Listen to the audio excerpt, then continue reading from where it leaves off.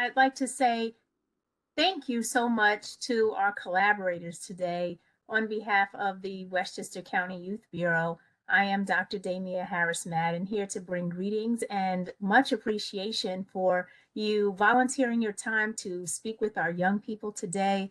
We are so enthused to hear about what all the panelists have to offer, particularly since one of the Westchester County Youth Bureau's aims is to increase access for our young people to become better acquainted with and understand a little bit more about high growth industries. And I can't think of any other industry beyond, the tech world that has really grown tremendously throughout the, last couple years, but, is of greatest interest to so many young people, from gaming, web design, program design, learning more about the financial industry by way of technology. We just, have so many different layers that are involved in technology. So we really appreciate you taking the time out to speak to our young people today. And hopefully they will walk away with a greater understanding of how you got to your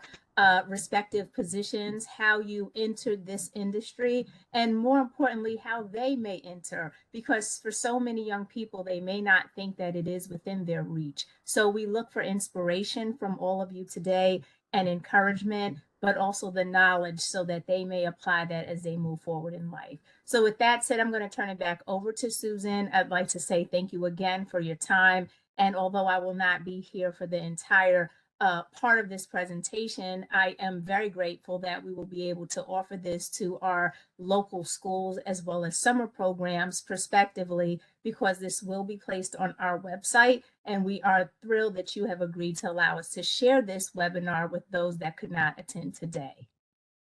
Thank you. Thank you. And now we're going to turn it over to the Israeli consulate.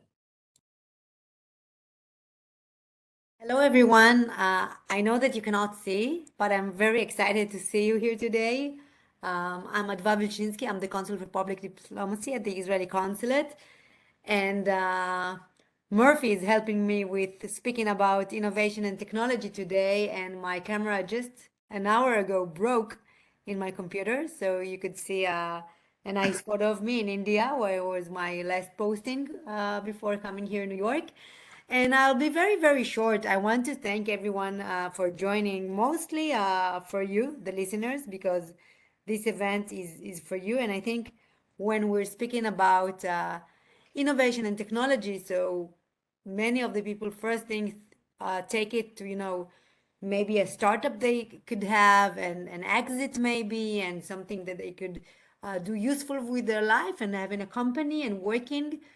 And I think those two beautiful stories that we will hear will actually demonstrate two people, two companies that did that. But I think it has much more than that, that today for you, as children at school, you could take it as a lesson for one day if you want to have a company from your own. But I think also for our daily life of how the spirit of innovation could be useful for everything in life, and also for if your computer broke, your camera broke 2 minutes before an event. So the best you can do is have a photo.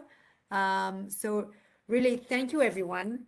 And I'm pleased to present this collaboration with the consulate and the Israeli Map in New York, Guy Franklin, that is helping us to bring this information and this amazing spirit of innovation to people like you. You will be hearing a lot from Guy during this event. And also thank you. I want to present Hannah, that will be leading the discussion as well. Hannah Just Michael, she's the liaison for the consulate to the Westchester community. It's the most amazing job that someone is doing voluntary for us, working more with your community. So thank you for connecting us even more. Thank you. Enjoy. Thank you, Adva. As Adva mentioned, my name is Guy Franklin. I'm very happy to be here. So first, thank you, Susan and Hannah, and the Israeli consulate in New York, and Dr. Demia Maiden-Harris. And the goal is to expose Israeli technologies and Israeli founders that are based here in New York with the companies, with their startups. They started back in Israel with the idea of developing a technology, and from there they relocated to New York, many of them. I will just say that in New York, in Manhattan itself, there are almost 400 Israeli startups, meaning 400 Israeli entrepreneurs, and it's a big number. And today we have with us two of them, Amir and Dana. We'll start with Amir, and then we will move to Dana. Amir was born in Israel and relocated to New York in 2018.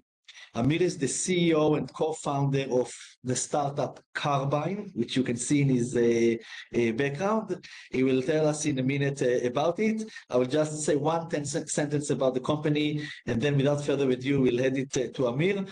Carbine is a global leader in mission-critical contact center technologies. Today, Carbine is the largest rich data provider for mission-critical centers, delivering over 250 million data points per year, all in a unified platform. Maybe it sounds like Chinese, but I will add it to Amir, and Amir will take it from here and tell you about his journey as an entrepreneur, how he built the company, the idea, etc. Amir Elichai, the stage is yours. You're on mute. Last time that I used WebEx was a long time ago. So thank you very much for having me. This is great to be here. Yeah, basically I will tell my personal story from the beginning, how I started this company, and would love to kind of show you quickly a demo. We will try to make it interactive with the people that we're not seeing actually, the kids. And then open it for a question if you will have some. So as Guy said, my name is Amir. I grew up in Israel in a city called Ashdod. I'm 36. I moved to the United States 3 years ago with my wife and our 2 kids. I was in the Israeli army in the special forces for 5 years, an officer. Then I left the army. I came here to the United States. I worked for the consulate actually. I was there for like 1.5 years, and then I realized that it's not really for me. I started my first company when I was 23. It was a platform to help young entrepreneurs to connect with investors worldwide. Then I came back with this startup company, graduated from law and business school, and throughout my last 4 year, my last year in law school, I've been robbed in Tel Aviv Beach. And this was a real story. Basically, it was like 7 p.m. in Gordon Beach. I don't know who from you was in Israel and in Gordon Beach, but it's in the center of Tel Aviv. And for the first time in my life, I had to call 911. And I don't know how many people in the crowd ever called 911, but I can tell you it's not a nice experience, especially if the other side don't know anything about you. And I had to say, like, what's my name? Where am I? And I was on the beach, and there is no streets. There is no, like, you know, it's very hard to tell exactly where you are. And they started to ask me for my phone number and what I'm seeing and what the people are wearing. And it was a real event. And at the end of the day, I had to bring those money to those people money. And I called again, and starting from the beginning, and I thought to myself, you know, how come it's still in the 21st century, all around the world, okay, when you're dialing to emergency services, they have no idea who you are, where you are, and what is going on. But on the other hand, when you're ordering an Uber, you know, the driver knows everything about you, what you ate, what you did last night, and he can ask you, you know, all the questions in the world. So I decided that, you know, we have to make a change. I remember myself going into my apartment, like sitting and starting to think about names and what we will do. And I said, like, if I had an ability to share my location, share real-time video, share maybe chat, etc., this will change the entire experience. The first person who joined me to this company is a former Prime Minister of Israel. He invested in the company at the early stage. His name is Ehud Barak, former Prime Minister of Israel. I met with him, you know, with an idea, with a presentation, young kid. I was like, 26, 27 probably. I came to him, I'm sitting in his room, like sitting in front of the prime minister. He asked me, okay, what do you have to show me? And I said, like, I have an idea. I would like to change the way people communicating with emergency services. And he said, like, I love this idea. This is great. And after 45 minutes meeting in his house, it ended up with him saying to me that, you know, whatever you will need, I will provide to you. And like a few hours after, we started the discussions. And to make a long story short, we founded Carbine, which today, as Guy mentioned, we have 210 employees headquartered in New York. We have 4 offices worldwide between New York, which is our headquarters, Mexico, dealing with Latin America, UK for Europe, and Israel is our R&D center. We are serving more than 400 million people worldwide with our technologies, including NYPD, Miami-Dade, New Orleans, all the state of Georgia, and a bunch of other places. And in a nutshell, okay, we are changing the way people communicating with emergency services by not changing human behavior. So you're still dialing 911. You don't need to download any app to your device, nothing. Okay, but when you dial to 911 where we are deployed, your location will be provided automatically. So we have relationship with Google and Apple, and we know when people are dialing to 911, so location will be delivered automatically. They will text you. You will be able to start real-time videos. So think about it. If you're seeing car accident, or if there is a medical event, you don't need to communicate what is happening, what the person is wearing, how many people in the car. And if we will take the recent event that happened in New York, like, I don't know, 3-4 weeks ago in the subway up in the Upper West Side, right? There was a shooting in the subway. A lot of people dialing to 911. Authorities are trying to understand what's going on there. The situational awareness having Carbine deployed is tremendous. Okay, and of course we're providing like all the software for the agencies, the 911 agencies, and they have the ability now to see, to chat, etc. We have a lot of use cases that are happening, more than 500,000 calls that are processed through the platform every day. And the good thing in this business, it's really making a positive impact. I will give you one example. 2 months ago, when the war in Ukraine started, we got a phone call from the Deputy Prime Minister of Ukraine who said, we will need your help. We're like, with situational awareness, people are calling us, we don't know what's going on. You can imagine that they have a lot of emergencies.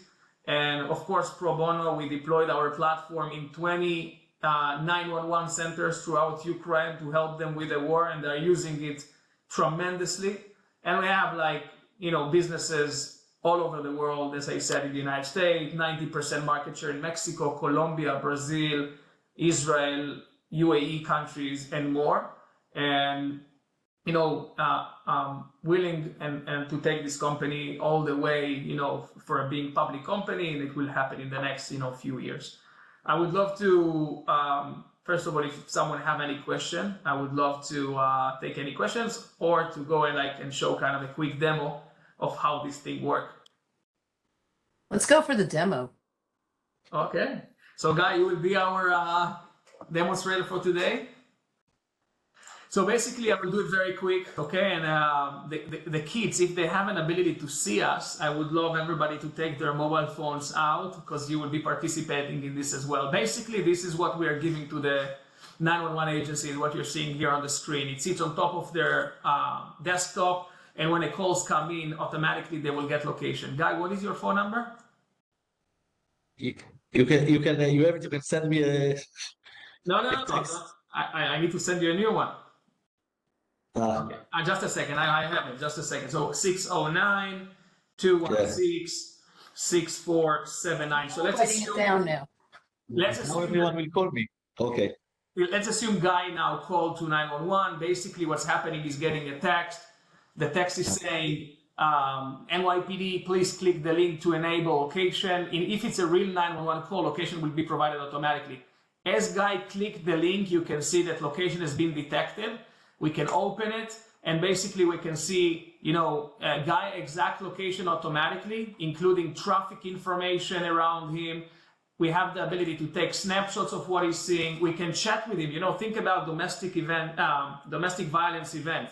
kidnapping event where you cannot speak. So I can say, Guy, you look pretty today, and I can actually see that he received it, and I can categorize the event. I can basically, if there is an IoT, for example, Apple Watch or something else that can bring us more data, we can see it. I can see where Guy, is located, from a street view perspective. And I also can take this information and push it to the responders in the field. So if you can, again, I don't know, I can't see the kids, if there is kids like in the crowd, but let's assume we have. If you can scan this barcode here, okay, in real time, just scan it. Guys, stay with us for a second. I will wait like 10 seconds. So if you scan this barcode, what will happen now that you will connect to Guy call, and as a responder, you will be able to see real-time location, real-time video, and you will be able to navigate to this person, okay? This is a new solution called Responder Connect that we've recently launched. And again, helping people all around the world. Interesting thing that we have here is also elevation. So we can know that Guy is 36 meters above sea level, okay? So it can help us, again, if we need to go to a high-rise building, etc. So we know where he is. Thank you, Guy. I hope you will be safe. Thank you. How long did Thank you. Amir, how long did it take for the NYPD to get on board with this? And is it just a one-click item for them to connect Carbine with their 911? Yeah, it's a great question. So NYPD is the biggest agency in the world, right? So basically it takes some time. But in a nutshell, like Miami-Dade, which is a huge center as well, we deployed and trained the entire call takers in like 2.5 days. So it's very fast comparing to what they're doing in these days. And in Ukraine? Ukraine, we deployed in like 20 centers remotely, obviously. We didn't send people to Ukraine in like 10 days, probably, all the country, yeah. Do you want to move to Dana's presentation, and then I have some questions for everybody? Yes, so I think we can move to Dana, and then we will have time for questions, as we have questions for Amir and Dana together. Okay, so thank you, Amir. It was amazing to hear about the background, how you built the company, and we'll have time for the Q&A soon. Dana, so great to have you with us. Actually, I know Dana for a few years now, the same as I know Amir from the early days when she built the company. So Dana also was born and raised in Israel and relocated to New York in 2017. Dana is an Israeli architect and an urban data scientist from NYU CUSP, which is the Center for Urban Science and Progress, founder and CEO of the startup named In-Situ, an augmented reality powered city planning collaboration platform on the mission to democratize the process of urban development.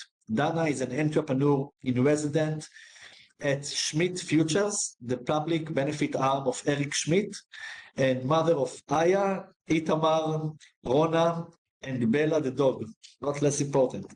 So without further ado, Dana Hermesh. Thank you, Guy. Can everyone hear me? Yes. Good? Okay. Thank you, Guy, and thank you, everyone, for having me here. And I'm very happy to discuss my journey because I, as maybe you understood from my bio, did not grow up professionally in tech or never went to MBA or did not work in startups. I'm an architect, not software architect, buildings architect. And I studied architecture in Tel Aviv and worked as an architect for 6 years in the city center of Tel Aviv, working mostly on urban development, infill development, as it's called, which means building in cities, urban renewal processes. And I was always frustrated as an architect from how non-innovative my profession was. I also served in the army in Israel. It is mandatory to do a military service. I served in the Air Force as a flight simulator trainer of F-15 pilots. So I used to, like, as a young woman, I had the chance to be at the forefront of innovation in the F-15 simulator, and I saw how smart visualization and simulation truly transformed the complex and risky process of in-flight malfunctions. When I became an architect, this experience again did not give me rest. Most of my friends from the simulator unit went to tech. I went to study architecture and found myself with papers on the desks of city planners in some city agencies, fighting with developers or residents or planners, and kind of observing all the inefficiencies of how our cities are changing. On the other hand, I totally fell in love with cities, and specifically with the process of urban change, the fact that the built environment around us is changing, whether we know how it is doing that or not, and whether we're part of it or not. Urban development is happening all the time, construction is happening, and the planning processes behind them are happening all the time. The more I worked as an architect, the more I felt that I understand these processes, and I can walk down the street. And Amir talked earlier about the streets of Tel Aviv. So Tel Aviv is small and intense, and in terms of the urban development realm, also a bit aggressive, I would say. But I used to walk or bike in my beloved streets of Tel Aviv, and feeling that I can see the future. I can look at a building and I know what will be built there or what can be built there, because that's my work, that's my job.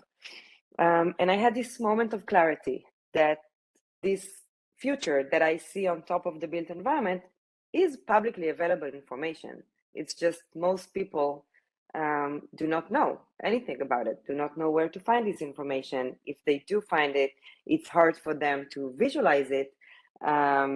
It's not like I, as an architect, can take 2D drawings and understand the 3D and how it will look on site. Most people don't.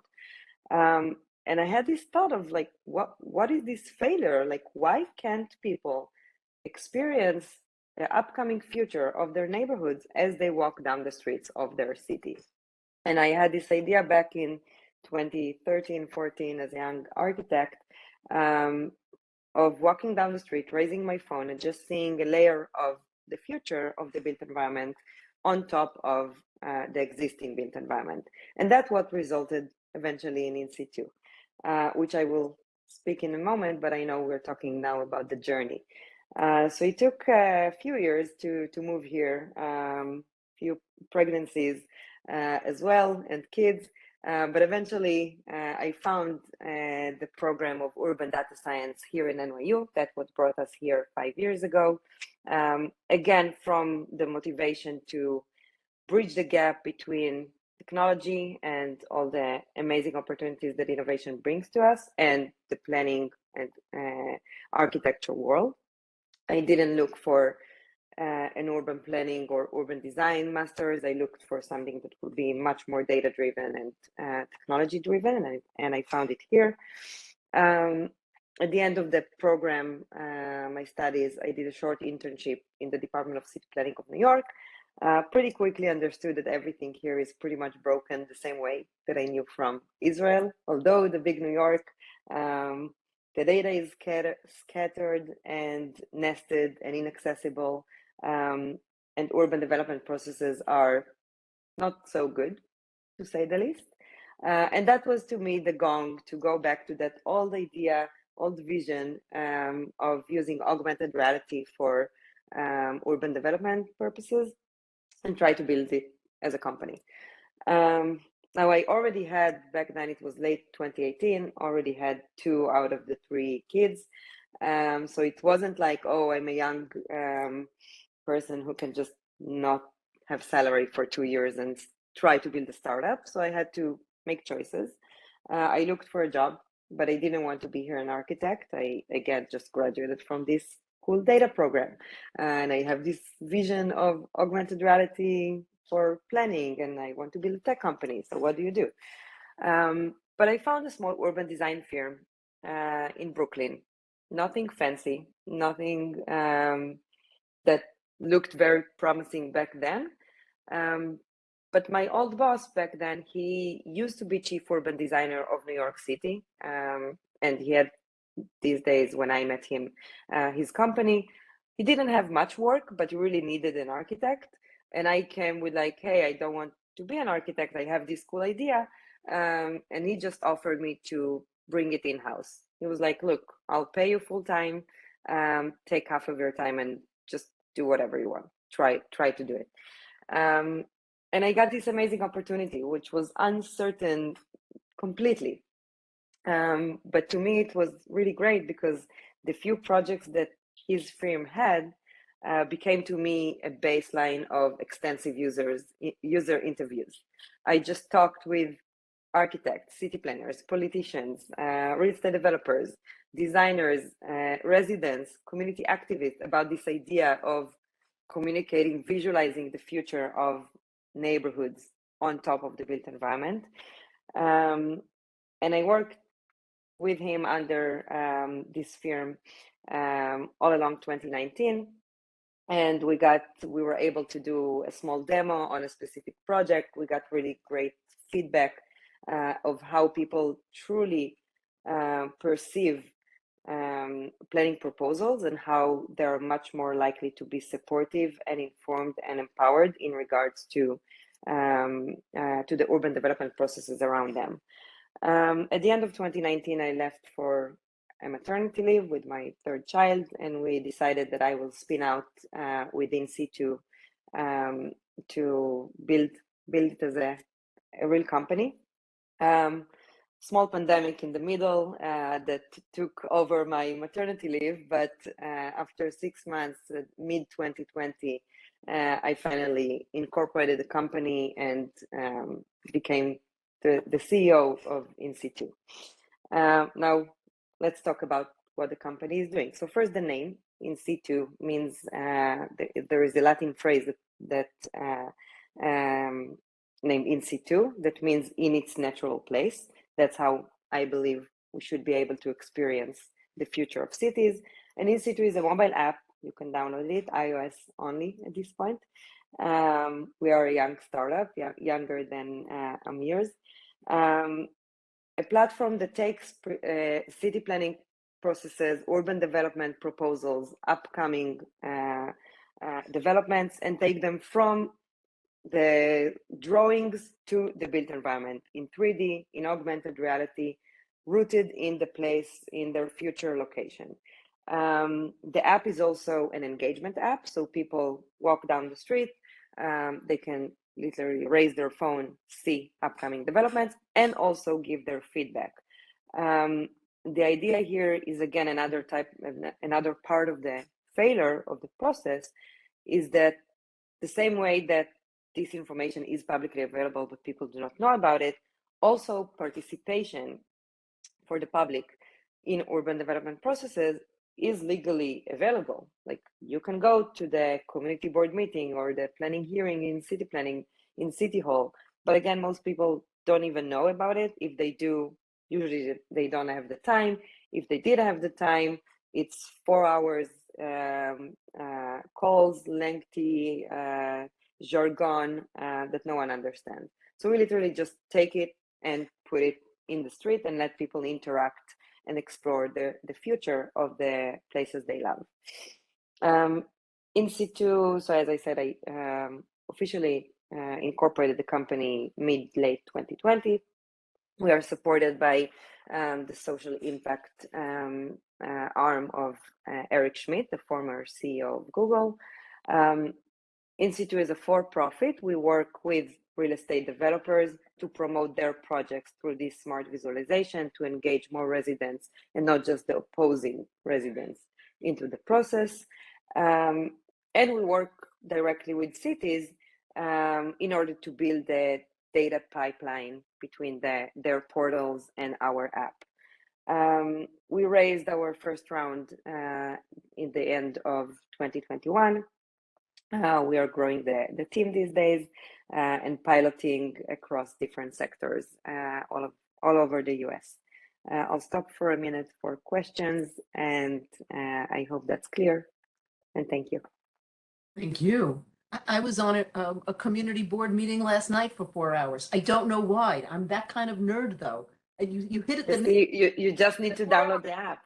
And I was just trying to learn more about my neighborhood and about what they're developing in the neighborhood and what they're going to be doing with the restaurants after COVID and just what's happening around me. And literally 4 hours. I took a few naps, but okay. Thank you for your presentations, both. I just want to go back to all three of you for a moment, Amir, Guy, and Dana.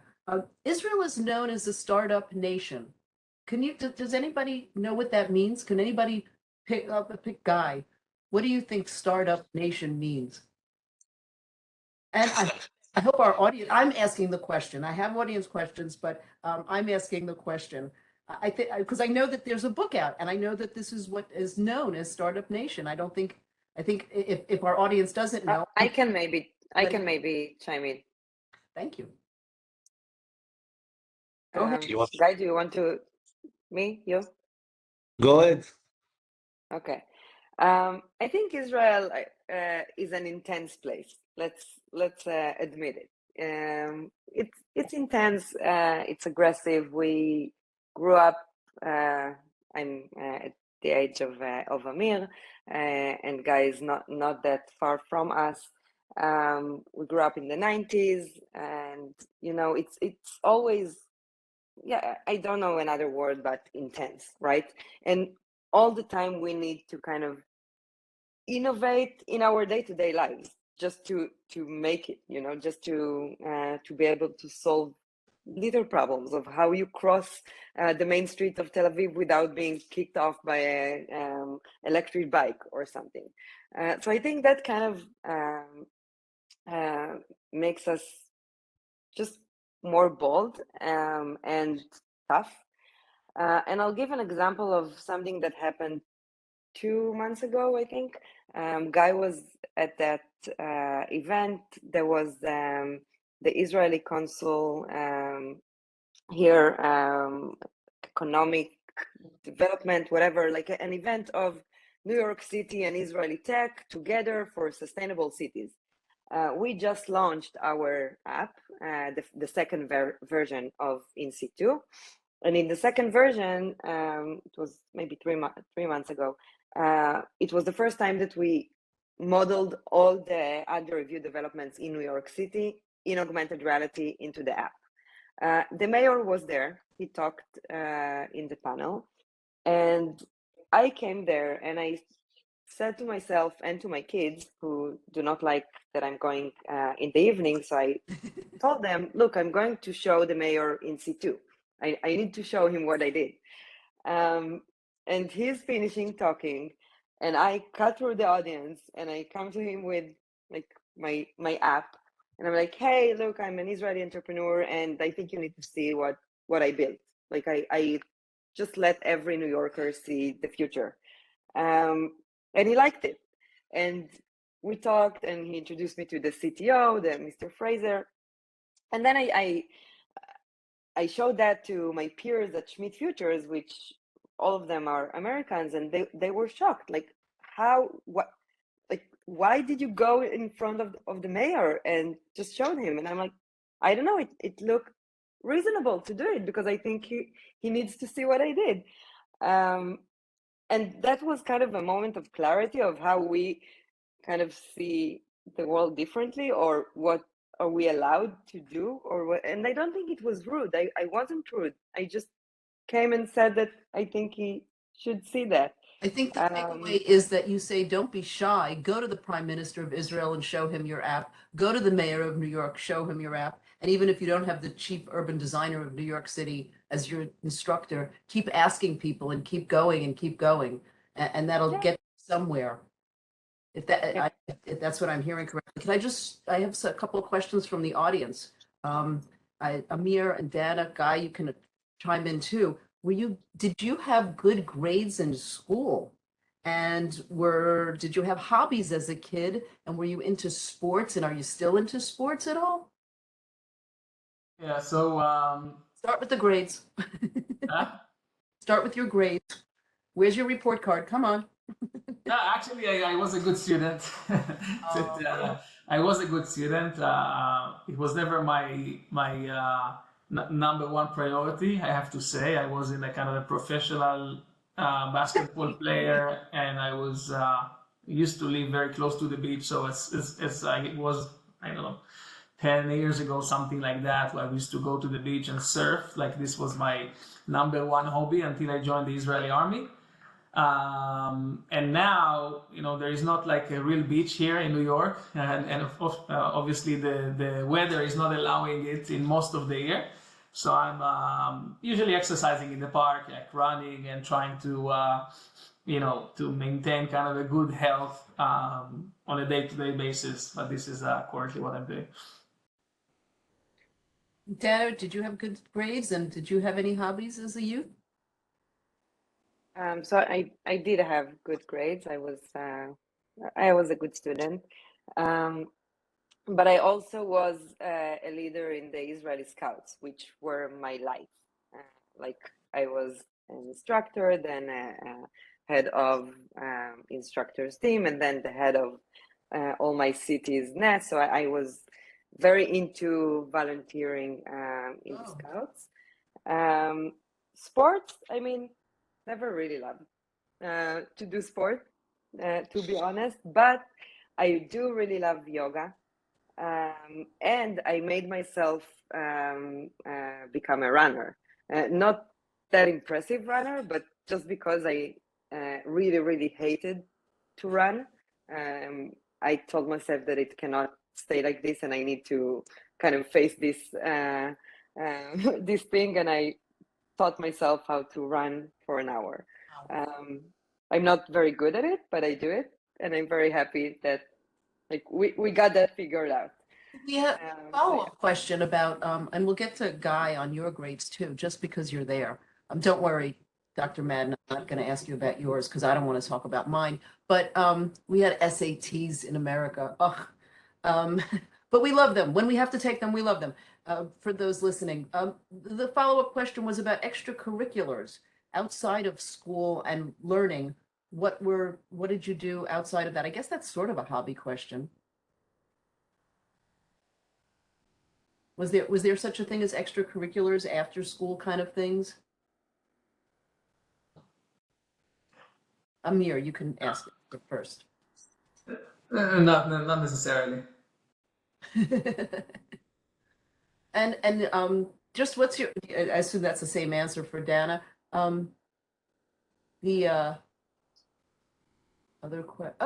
another question. Can I just insert something really quickly before you move on? I wanted to just, given the audience that we have today, acknowledge that some of the things that you both indicated that you did outside of the great academic work resonates with some of those young people that are on the line. For example, we have the Boys and Girls Club of Northern Westchester that has a large group because they don't have individual computers there. They're all in a large group. You can't see them, but at their facility, they're just one example of some of the young people that do partake in some of the things you've mentioned. So they have an amazing pool where they are able to swim. They do partake in physical activities such as yoga and running and those things. So that resonates with them. And I also wanted to just note, in listening to some of what's been said, and I'm sure rings true to some of those that are on the line, the fact that you were born in Israel makes you, by our definition, an immigrant. And so many of the young people we serve do come from immigrant backgrounds. And so I'm sure they're really excited and happy to hear about your success, because so often, there's a false narrative that is out there that, depending on who's speaking, of course, that, what do immigrants contribute? And they contribute to so much. And so it doesn't mean that you need to be born on this soil to be successful here in this country. So I'm really glad that, you know, you've brought that lens to the table, because it's really important for this audience today and for those who listen to this prospectively to understand that they have value here, they have voice, and they have a lot of opportunity. We know, you know, just in researching entrepreneurship, that more than half of, you know, the Fortune 500 companies are led by or have had serious, you know, impacts by those who are not born in the United States. I just wanted to point out those two things as it's relative to those that are listening. I think that like when I'm hiring people, you know, to my company, obviously not every country have like a mandatory army service and all that, and it's a question whether or not you need to have it. You know, it's a big debate, and we will not start it here. But you know, if you think about professional sport player and a person who is going to the Israeli army, at the end of the day, those kind of things are, you know, teaching you kind of a self-discipline. You know, you're doing things that you're not necessarily like wants to do. For example, I need to wake up at 6 a.m. to run in the park. I don't want to do it. You know, in the army, you don't have the option. If you're a professional sport player, probably as well, right? So those kind of things are great lessons, I believe, to being a great leader. You know, post army, post, you know, whatever professional sport player you were, and then now you want to establish your own company. It's not the easiest journey, even though it looks great in TechCrunch. You're reading about all the successful people, but in the end of the day, in this journey, you have a lot of like ups and downs, right? And you have to be very self-disciplined. You have to work hard. You need to be able to motivate your subordinates. You have to be very passionate about what you're doing and think about your goal and like going almost blindness to achieve it no matter what, right? And I think like the benefits of being an Israeli, but again, I'm sending my kids here to school in Heschel, in Upper West Side. It's all about, you know, dedication in your goal, you know, achieve what you put yourself as a mission and do whatever you can to do it. And as a kid, I think you're getting a lot of tools that you can build yourself to be a great leader. And you just need to, you know, to choose your way. It's not relevant if you're an amazing artist, in my point of view, or you're an amazing runner, or you're amazing, you know, computer engineer. Every person have his skills and be the best in what you are, you know, passionate about and what makes you smile in the morning. But do as much as you can to, you know, to be the best in this specific field. And I think like you asked about sports. So when I'm interviewing people and they are telling me I used to be a professional basketball player, I used to be a swimmer, I think it means a lot about the person.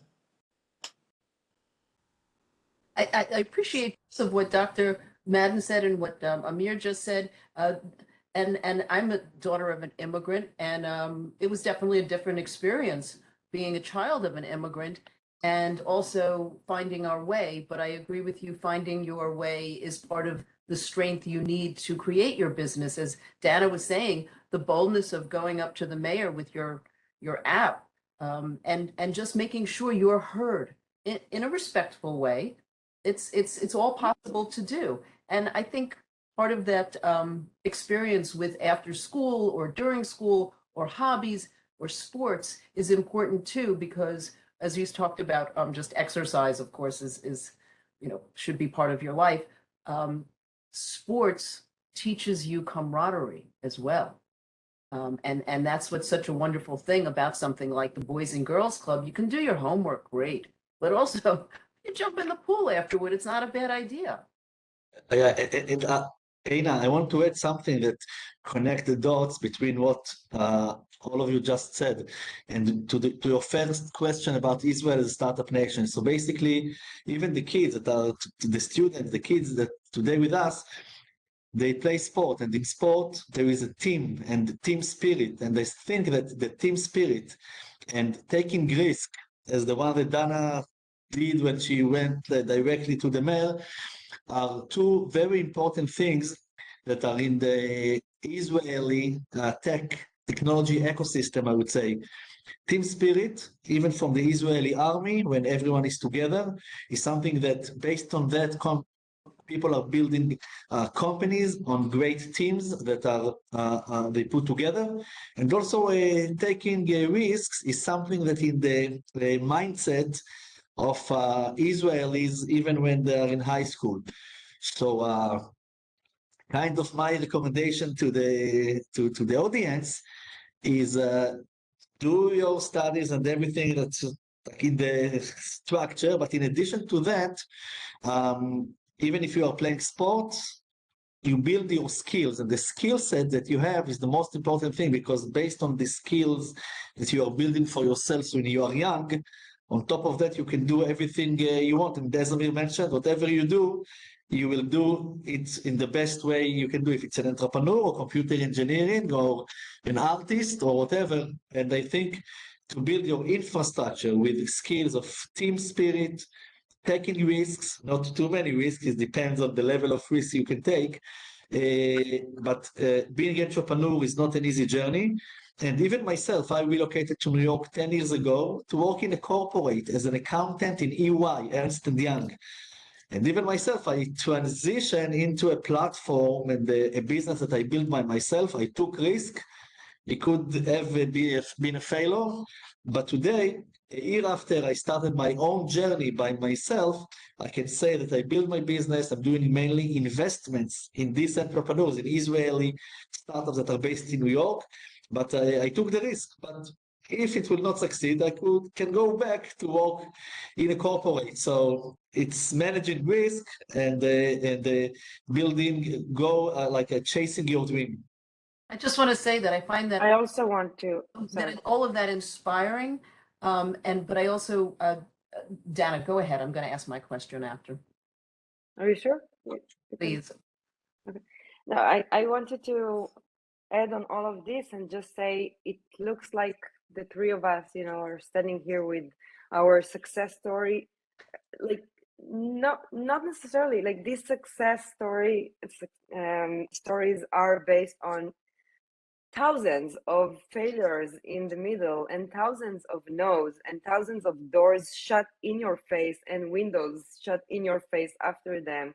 And you kind of like need to first be a bit with sense of humor about all of this, like ego aside, that's okay. Someone told you no, no worries, like you'll find a way. I think like it's really easy, especially as a young person, like the youth here on this call, to look at us and say, oh, they succeeded. But no, we are struggling every day to build our companies. We still fail on a daily basis, and still look to ourselves in the mirror to ask whether it's worth it, this journey. And I think like respect yourself and your time. And your time here in the world is the most important thing. So make sure that whatever you choose to do, it's worth it, and it's worth the journey. And yeah, that's just like, I know that no success story is just easy or was, so clear from the beginning. Like it's a journey, and a journey that 99% of it is uncertain and takes risks. As Guy said when he left EY and said, okay, worst case, I'll come back to it. The same with me. Like I had a very good job as an architect, like one of the best architecture firms in Tel Aviv. And like now I'm taking my two babies and my dog and my husband to New York to study something that no one ever heard of and do like, who knows. And we were in this mindset of let's explore. Worst case will just be back, and it will still be a success, even no matter what. And the last thing we talked about immigrants. I think something that Israelis are not very good at, and I learned here more, is to listen. Just like listen for a minute instead of talking. And I think as an immigrant or immigrant in a industry, so not necessarily culturally, but if you shift from being an architect to being tech world, just listen to people, listen to people's stories, try to read between the lines and what they say. What? That's your whole app is about, is listening to people. So you've overcome that. That's good. I mean, an architect can Yeah. sometimes sit in a room alone with a draft board, right? And then tech people have to work together, as Guy said, with like a team spirit. And you've created Institute, which is basically listening to people who have ideas and thoughts about the world around them. And I can see Amir is multitasking there. Have you, just a last quick question, I'm gonna, have you had any personal or maybe bigger, like you, Dana said, you wake up every morning saying, I can't believe I've done this. I have to continue. It's like you have to give yourself that, that pep talk. You think you do that too, or you other than being mugged on the beach, have you overcome anything else in the business? So I think like the innovation and the drive, especially in a startup, never stop, because basically you always have to, you are doing only two things every day as a startup, founder, CEO, is sales and negotiations. This is like literally 99% of your day. You're speaking with employees, you're hiring people, you're firing people, you are motivating your people, you're speaking with your investors. Like this is all what you're doing all the day, right? And I think you had an idea, you developed the idea, you delivered the idea. Now you need to do more. You need to think about the vision, strategy, partnerships, more sales, new people, organizational changes. It never stops. And I think it's it's something that as a founder and a CEO is something that you're dealing with on a daily basis. So I think I love these titles, founder and CEO, because you're working with a lot of people, and I think it's good to show leadership. My leadership job here is to wrap up a little bit because I see it's 5:26, and I was so pleased to see that Dr. Harris Madden got to stay on with us. I want to thank the panelists here, but mostly, you see, I've got my team spirit up here because this was a real venture between Westchester Youth Community and the Bureau there with Susan Weissman and our consul at the Israeli consulate, Adva Vilchensky. This was many, many months in the making. And we made it seem easy, right, Guy? And Guy Franklin for creating Israeli Mapped in New York, which keeps us all abreast of what's happening in terms of Israeli companies in the United States, mostly New York. And Amir and Dana, amazing, just inspiring. All of us. I want to be employed by you guys. I love that I think that our students, our youth, got to see adults who had an idea, figured it out, and made it a reality. And I'm hoping that it inspires them to do something that way as well, whether they're an American or an immigrant. I'm an American. I made my way through PS 178 till today. So I wanted to thank you for sharing all of that. We're getting actually from the Q&A thank yous coming in for the inspiring stories. And again, I want to thank the Youth Bureau and Dr. Madden, and hopefully have you close out now. So I actually would be remiss if I didn't address the question in the chat. I know there were several, but one seems to be of interest is, what is your favorite part of the job? I know we may run over slightly, but I think that that's something that would be very cool for the young people to hear. I didn't see that. Thank you. Guy, what is your favorite part? My favorite part is working with amazing people, meeting great people every day that are smarter than me, that can challenge me, and I can learn every day. I learn something new, which is amazing. And the second part, which I love in my job, is that I think about something and I can execute it and do it by myself or with a team. And after a few weeks or months, I see that something that was a dream is really happening, because when you are independent, it's your own business. You do everything by yourself, and you can do everything. Good. Thank you for the confirmation. I can say that I have what I enjoy in my job is that at the end of the day, if I'm waking up, going with a smile, to do what I love to do, and coming back with a smile. I think this is the best thing that you can wish for yourself. Again, regardless of what you're doing, there is people that are, I don't know, selling ice cream in the street, and they are the most happiest people in the world. And I think this is where you need to focus. And if this is the way that you're managing your day to day, you will be super successful. So I'm happy, with that, and this is what I like. I think to me is to create.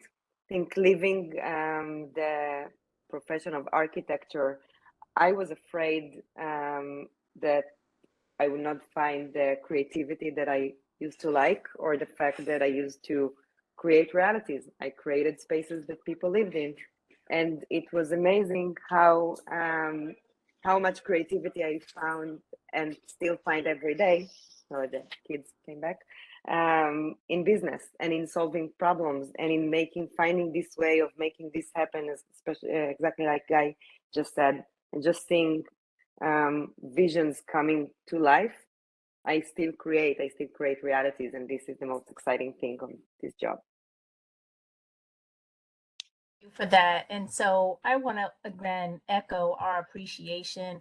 I think what came across to many of these young people that are on the line, as well as myself, is that you all bring this amazing mix of creativity as well as planning.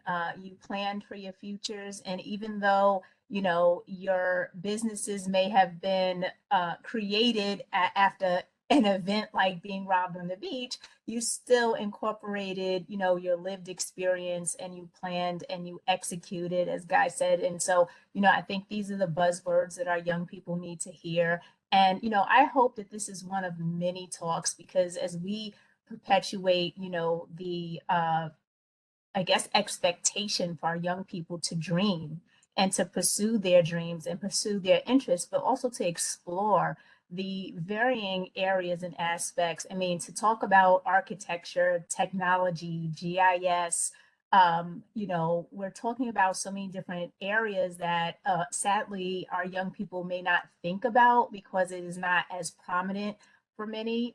So you've brought that to light. So again, I want to thank you for that. I want to also stress, this whole entrepreneurial skill set that you bring. I mean, it's not every day that we meet individuals who've been successful, and as you've said, had many bumps in the road. 90% of entrepreneurs experience some level of failure. And we also talked about the academic piece. Although you were great in school, maybe not every young person feels as successful, but you did say that there were some barriers in life. So we have to try to balance those things, because here in Westchester we just have such a wide mix of young people that are living here. We have 46 municipalities. Our aim is really to reach all of them through this conversation, since we've videotaped this, and hopefully next time we can either be in person or open it up, because it really is exciting. And I'd like to say thank you to Hannah, because this is just the beginning as far as we're concerned, and to the extent possible that we can expand this and really allow our young people to ask those critical questions as they start to chart their paths forward. So I also like to thank the Israeli consulate, thank all of the partners that came to the table today with their young people, although you don't see them. I'd like to also acknowledge the United Nations Association here in Westchester County. I see some of the young people from there, as well as the Westchester County YECC, the Boys and Girls Clubs that participated here today. And I apologize if I'm missing all of them, because I also can't see all the participants. But we appreciate everything that you've bestowed upon us today, and it's given us some food for thought. And hopefully we can have a part 2 and maybe do that in person in the future. So I'm going to turn it back over to Susan to close us out. And of course, I could not thank Susan enough for taking this on. This was some time in the making, and it did not turn out in the way we wanted. We wanted to have this in person. We wanted to have this for hours, a few hours at least, but at least we're here to give you a little bit of a teaser of what hopefully will be to come. So Susan, I'll let you close this out, and thank you again. Thanks to everyone for joining us, and thank you so much to our speakers. And this video will be on our website as soon as we can get it up. Thanks all and have a great evening.